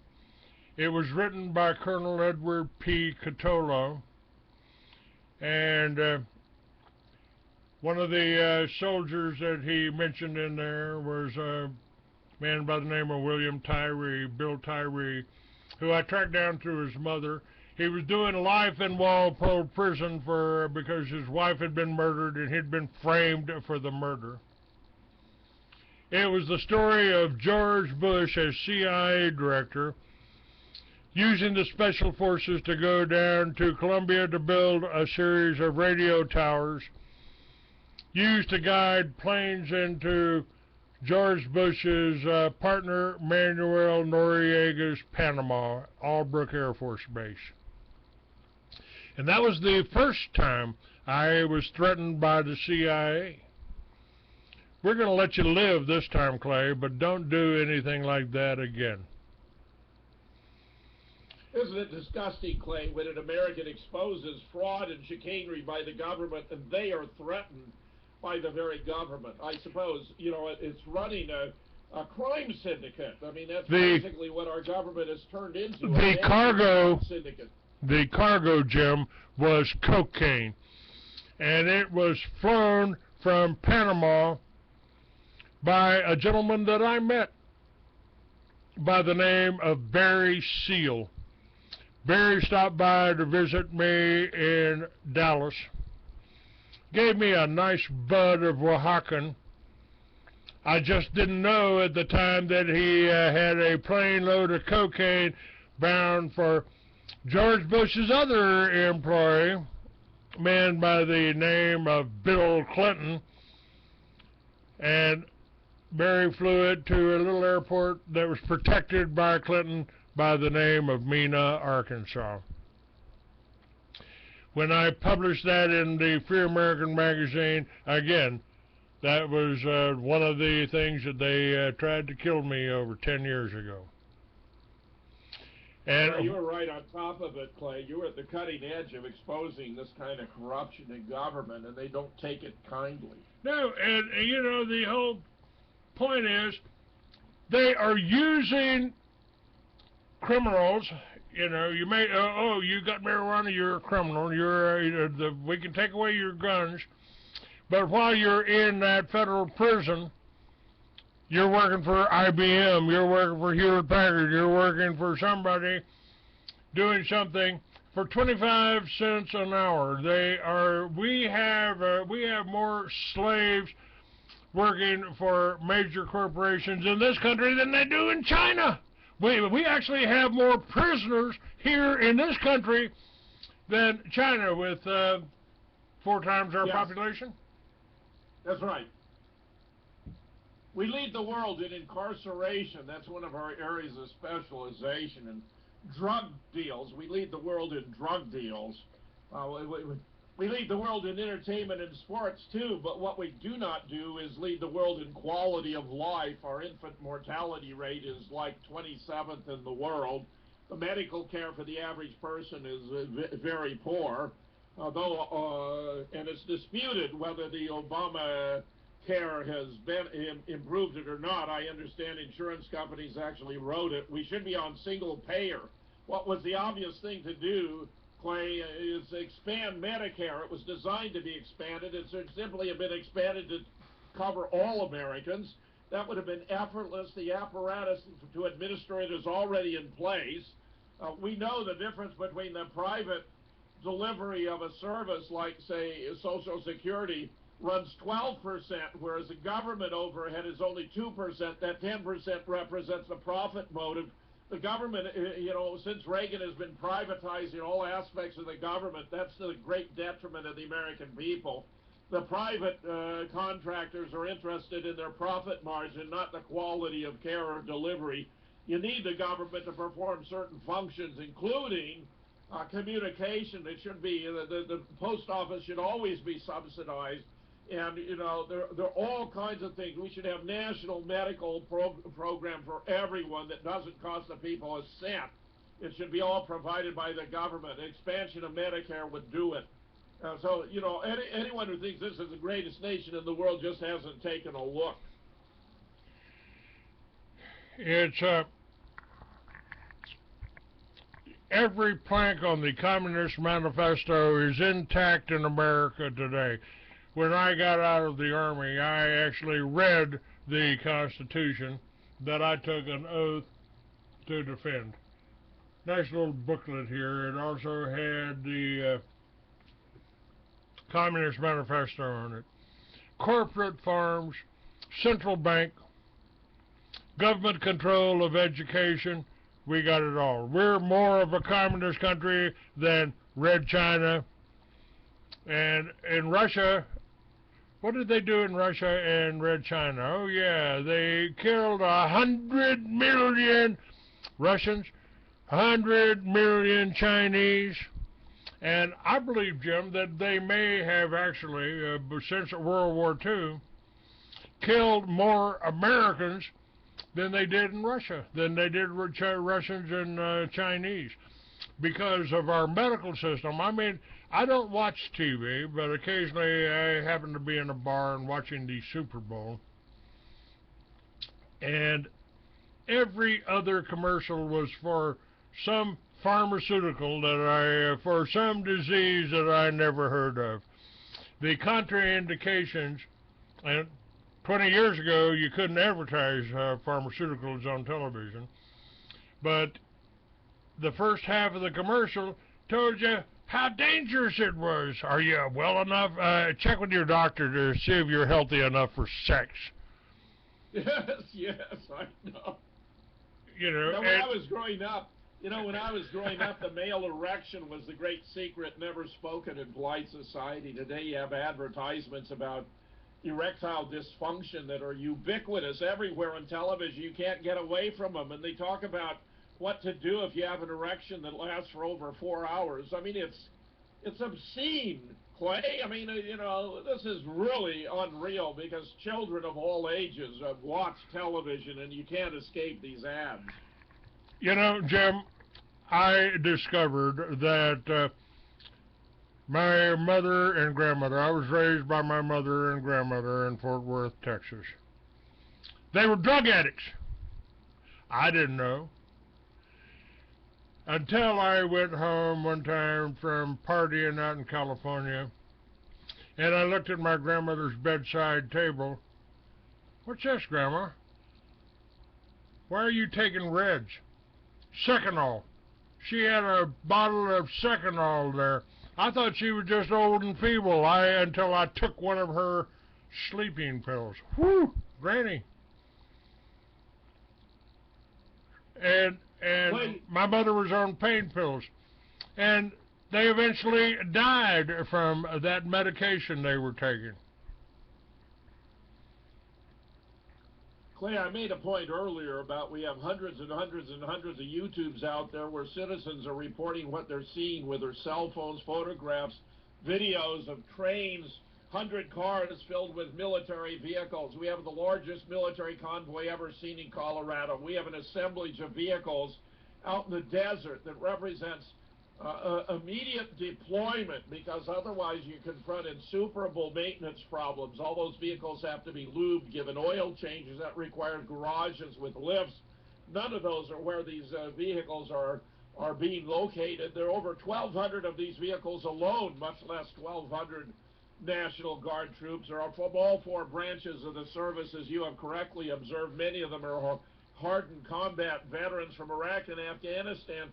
What are they doing being deployed in American cities? The claim has been made by their representatives that they're practicing infiltration into cities to do this in foreign countries, but Americans can't blend in foreign cities.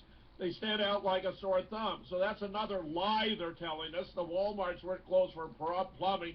That's another lie. This isn't a National Guard train-up. That's another lie. This is all invasive and very, very troubling. And when you look at these massive studies, what you have is hundreds and hundreds of data points coming from American citizens. And Clay, each one of them you could look at and say, well, isn't that interesting? Here's a wall going up, a fence going up in front of a Walmart. Here's another. This shows an electromagnetic weapon on a highway in the desert in Nevada that's used for crowd control. It makes your skin feel like it's on fire. Here's another of the door in the Walmart in Brandon, Florida, that appears to have been massively reinforced to be blast resistant. You take this constellation of these hundreds and hundreds of data points, and even though individually you might say each one is uncertain, altogether, cumulatively, they create an unmistakable portrait of what's going on here, and it's really unbelievably insidious. It's unbelievably threatening. This appears to be the greatest, as I actually said before in prefacing this, which may now becoming clear what I meant, the greatest threat to freedom and democracy the United States has ever seen. There are some signs of hope. The governor of Texas, whose name is Abbott, has directed the Texas Guard to monitor Jade Helm troops' activities in Texas. Every other governor should do the same thing. Every citizen, everyone who hears the sound of my voice, should contact their political representatives and raise hell about Jade Helm. Ask what's going on here. The Jade Helm 15 is for the year 2015. The Jade turns out to be a DARPA program for the rapid administration of logistics that was farmed out to universities so that they can provide logistics under any range of scenarios rapidly, where they're going to use that for the Walmarts to resupply the troops who are conducting these exercises. The Helm has to do with the extraction of local militants, they referred to them, a homeland extraction of local militants. It turns out, Clay, that anyone who's remotely critical of the government is today being regarded as a dissident or a dissenter. If you're just critical of the government, which I always believe was my God-given right as an American citizen, we know the massive surveillance program being conducted by the government, which Rand Paul appears to have thwarted. He single-handedly defeated the renewal of the Patriot Act, which everyone should regard as a very good thing, because the Patriot Act subverted many of our rights under the Constitution. And the surveillance cannot be justified on the official ground. We're told that they're searching for domestic terrorists because The Senate Committee on Homeland Security released a report on 3 October 2012 based upon its review of 680 fusion center reports, where fusion centers merge federal, state, and local anti-terrorist activity gathered between 2009 and 2010, Clay.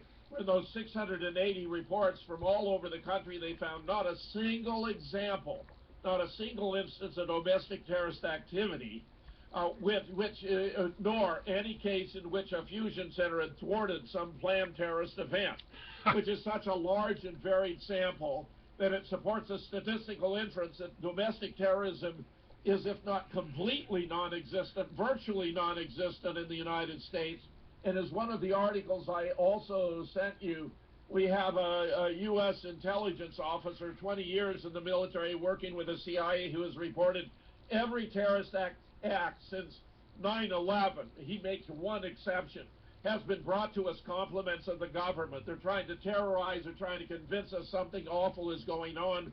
Obama's been moving aggressively to take our guns. The whole Sandy Hook fabricated event was directed at taking our guns, trying to create a cadre of anti-gun lobbyists who could spread out all over the country with seemingly impeccable credentials. But we have been able to expose the hoax, Clay. There were all kinds of oddities about the situation, including a sign that said everyone must check in, including that all the people there seem to have name tags on lanyards, that porta potties were already present. We have footage from inside the firehouse a quarter mile up the road from the school building that was loaded with bottled water and with pizza cartons. We have parents bringing their children, which doesn't make any sense at all if this was actually a shooting massacre. Well, we have discovered the FEMA manual for the event. There was a rehearsal on the 13th, the day before it would go live, and it says right in the FEMA manual, everyone must check in. It says right in the FEMA manual, refreshments and restrooms will be provided. And of course, the FEMA manual has a color code so that all those name tags on lanyards were to specify your role in the whole event. Wolfgang Halbig, who is a former Florida State Trooper, former U.S. Customs agent, former school principal, is a nationally recognized school safety expert, tried repeatedly to get information about something as seemingly innocuous as who provided the porta potties. Well, they refused. He's had to go to a legal process to get information about his FOIA requests and why they were declined, which is panning out. He's getting a lot of important information, and I'm publishing about it on my personal blog at jamesfetzer.blogspot.com and also at veteranstruthnetwork.com. But where it turns out that they can't provide information on the porta potties, Clay, because they were provided the day before, and that would blow the whole cover. I have done another real deal special must-see Sandy Hook update, which you can also find online if you want to get the big picture about Sandy Hook. The school was closed in 2008. There were no students there. There were none to evacuate. No one died at Sandy Hook. There was no mass evacuation because there were no students to evacuate. The famous photograph of a string of about 15 students being led by a policewoman was a staged photograph. We have a second taken from further back by the same Newtown B photographer Shannon Hicks, who admits taking them both, where you can see a string of parents with their arms crossed watching as a policewoman rearranges the children in the line to get a better shot. It's another elaborate hoax, Clay, to take away our rights under the Second Amendment. And the latest report I have is that Barack Obama has just signed a whole new flurry of gun control measures using his role as president to sign executive orders. The constitutionality of these is totally in doubt because they are all violative of the Second Amendment. The problem is that he can issue these orders, and the time between the orders are issued and a case eventually works itself up to the Supreme Court to be declared unconstitutional, just as the NSA surveillance program has now been declared unconstitutional by the Second District Appeals Court. All kinds of mischief can ensue. They're actually targeting those they believe might be able and capable of standing up to resist the imposition of a military police state by force, including veterans. Would you believe, Clay, veterans are potential terrorists in the eyes of the Department of Homeland Security? constitutionalists, Ron Paul supporters, 9/11 truthers, NRA members, militias. That's who's being targeted by this NSA surveillance. It has nothing to do with domestic terrorism whatsoever. That's a sham, a camouflage, a cover. They're marketing us this obscene program that undermines the Constitution on false grounds, Clay, just as we know 9/11 itself was a contrived event brought to us compliments of the CIA, the neocons, and the Department of State, and Israel. Jim, in my film, True Face of FEMA, which is still available on shop.freeamerican.com, www.shop.freeamerican.com, I filmed that first Homeland Security meeting that I mentioned, and I also told people, you've got more of a chance of being killed by a great white shark in Phoenix than you do by a terrorist in America. 10 years ago, over 10 years ago. And they didn't like that at all. They tried to kill me over that. And the fusion centers were formed when they passed, I believe it was Senate Bill 1959. I could be wrong on that. You'd have to check. On homegrown terrorists. When they tried to paint people like me as potential terrorists. Homegrown terrorists. And that passed in the House and the Senate.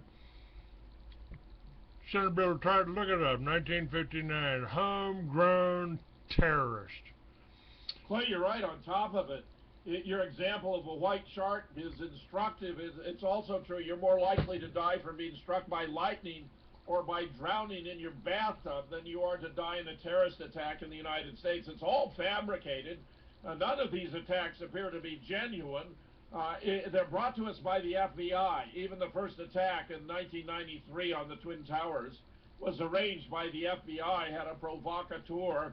They were not supposed to provide real explosive, but the FBI provided them with real explosives so they could have a cause. You know, they built up ever so gradually Ruby Ridge, Waco, Oklahoma City, and so forth to try to create stronger and stronger versions to instill fear into the American people, to make us more amenable to manipulation, to promote a political agenda. The latest illustration appears to be this business with ISIS.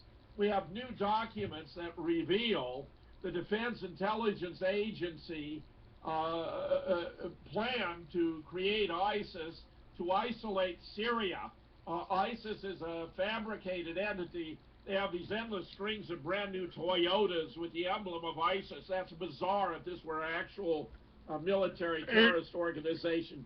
Couldn't that be the Israeli Secret Intelligence Service? That's very good, Clay, because the leader of ISIS is a Mossad agent. John McCain went to Syria and was photographed with him. Two American generals advise ISIS. The American and UK military are supplying them. It's known in Washington as John McCain's army. Now we have the absurdity of a lieutenant general claiming that ISIS may be attempting to enter the United States by way of the Caribbean. This is such complete and utter rubbish, Clayton. It's embarrassing to see our, government officials betraying the trust of the American people in such a grotesque fashion. Well, now, the whole idea of invasion from the Gulf of Mexico, they have expanded the whole Jade Helm thing to include all Florida, Mississippi, Alabama, and it's like they're setting us up for a civil war. And even in my film, they talk about, in case of a major earthquake along the New Madrid fault line, it was Edgar Casey that predicted we would have an inland sea along the Mississippi. And if that happens, they've divided America in half. And if this Jade Helm is going all the way to Florida, they've really isolated us from any involvement or assistance from South America, too. There are even reports of Jade Helm ops in North Carolina, in Michigan, and in Ohio. And the Navy has a map of what would be the result, the reconfiguration of the United States if the new Madrid fault were to, fracture the way you're describing. And that's exactly correct. The West Coast would be underwater. I don't know, submerged 30 miles inland. I was born and grew up in Southern California. I have lots of relatives out there who it would appear would die. And the Mississippi would be enlarged to be a virtual ocean right up to Wisconsin, where I reside. So you're right on top of this, Clay. You have understood what's going on there far better, and you've been in the vanguard in getting the word out. I commend you for that. That's very, very significant and important, and you've been playing a major role here. I was very impressed. Well, and this whole thing with Waco 2, the second Waco, they've been scared to death of us bikers for decades. They've tried to demonize the Hells Angels. These are my friends. The Banditos, that was my club at one time. And matter of fact, when I did my time in prison, one of the people I did time with was Mother Dawn Chambers. Well, this is why they went after my motorcycle magazine. You got a big audience, you paint a rosy picture of riding motorcycles. We don't like that. Tough shit. And what happened here, these 170 Americans arrested with $1 million bond because of a color of a patch they were wearing on their back. This is worse than Waco 1. This is worse. And who are these? Most of the bikers, out of the 170 they arrested, well over half had no records, no police records, nothing. So this is, again, this is trying to make you afraid, trying to demonize, and hopefully it won't work, because I am staying out there. And folks, you can help. You can this show with Jim Fetzer is important, because I am convinced now that Gordon Duff is simply an operative. He brags about it. I've got, I do this, I do that. I'm with the intelligence agencies. And again, they're using our veterans. Anytime, I've told people that anytime a communist regime or a totalitarian regime, I don't care whether you call it fascism, I don't care whether you call it communism. It doesn't matter to me. Anytime a totalitarian regime takes over a country, they go after three classes of people, in order, almost in order. The whole confiscation, the whole criminalization of marijuana was an attack on our farmers. That was our alternative crop. George Washington told you to sow it everywhere. They criminalized it. That's how they got that castle on the mountain. Hearst Papers got that castle on the mountain because they were making all their paper from the trees. Our Constitution was written on hemp paper. They've criminalized the marijuana. They made me a criminal because I had some marijuana. And they put millions of Americans in jail for marijuana. But Clay, isn't marijuana, isn't that a gateway drug? Oh, absolutely! If you gotta buy it from a drug dealer, they'll be glad to sell you some cocaine or heroin that the CIA gave them. But if you grow that pot plant in your backyard and you don't have a helicopter and SWAT teams coming in to arrest you, there ain't no harm. There ain't no crime. There ain't no laws against having a plant that God gave you, and the Bible called the plant of renown. This is part of the thing. I said I stopped doing cocaine. I was in Miami. I stopped doing cocaine when I found out the CIA was making all the money off of it. Well, hemp is a kind of a miracle product. It's useful for so many different purposes, and the idea that there should be laws against hemp, growing and raising hemp, are simply ridiculous. it could become a major industry. Kentucky, for example, which is renowned for its rich soil for the production of tobacco, would be an ideal place to raise hemp. And, you know, we just have to reform our laws. The whole war on drugs is a catastrophe, and it works contrary to the interests of the American people. You legalize marijuana, you can regulate, standardize it, you can tax it, you can have it sold and bring in a huge amount of revenue. You can deplete the resources of the drug cartels. They're going to lose all their power through the legalization of marijuana alone. The drug cartels are really have the financial props cut out from under them.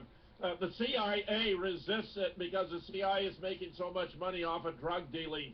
That's the problem. Our own Central Intelligence Agency, which no doubt deserves to be abolished.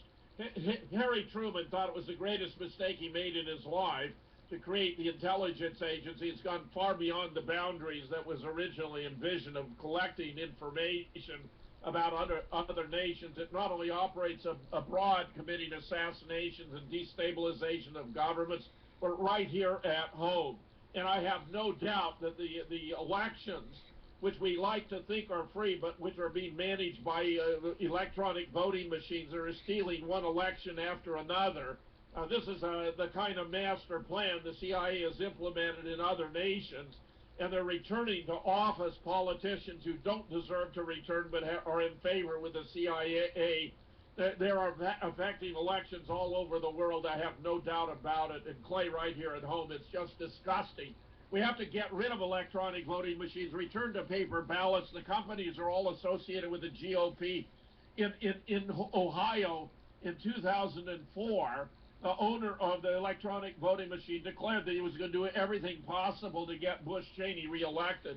In that case, it was especially blatant because the raw data was being sent from Ohio to a basement operation in Chattanooga, Tennessee, where Carl Rove was massaging the numbers before they were sent back to Ohio to be announced by Kent Blackwell, the Secretary of State, who was also coincidentally the co-chair of the Bush Cheney re-election committee.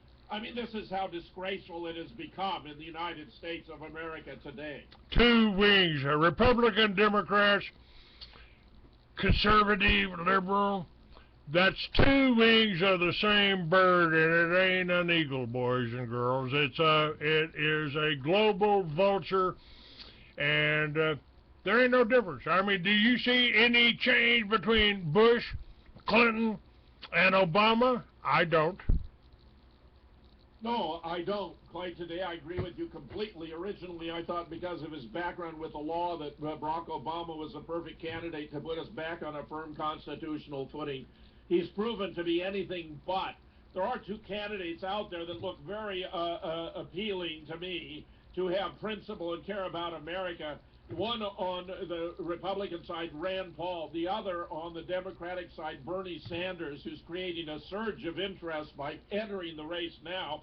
Those are two worthwhile individuals I believe care about America. The rest you could put them on. It's like the final solution to the Palestinian problems. The Israelis would like to put all the Palestinians aboard a ship, float it out to sea, and sink it. I say you could do the same with all the other Republican candidates. And most of the Democrats, put them on a ship, float them out to sea, and sink them. I agree with that. The only thing is, listen, let me put this word in. Go to freeamerican.com, share the show, go to Facebook, Free American 69, share this show, and make a donation, guys. It's they have tried to kill me financially. They've tried to destroy all of my advertisers, all of my support. This is the most important show that you'll hear. Get this out and share it. It'll be up on YouTube. It'll be up on Free American 69, and you can go to shop.freeamerican.com, get some of the articles there from some of the magazines. I put out almost 2 dozen magazines on the Free American after they tried to kill me. Check that out. And I no longer care, and I'll get it off of my website as soon as possible, about supporting veterans today. I care about supporting veterans. But Veterans Today is not supporting veterans. And, you know, you can do your little 3-card Monty thing there, Gordon. But it don't work with me. You've shown me I asked to be on Veterans Today. No thanks, no. I'll talk to Stu, and I may be on Veterans Truth today because the truth will set you free. And Jim, I'd like to have you back on sometime next week. And in closing here, let me tell you that the wealthiest woman in the world just died. She was a good friend of mine, VK Durham Trust. And they finally succeeded in killing her and silencing her after they killed her husband. You can check out the Antechamber and know who VK Durham was. Grandma, I miss you terribly. And Jim, thank you for what you've done. God bless you. My great pleasure, Clay. I'm so glad to be here with you today. My pleasure, sir. Pass this around. It'll be up on freeamerican.com with links to all your sites and your book. God bless you.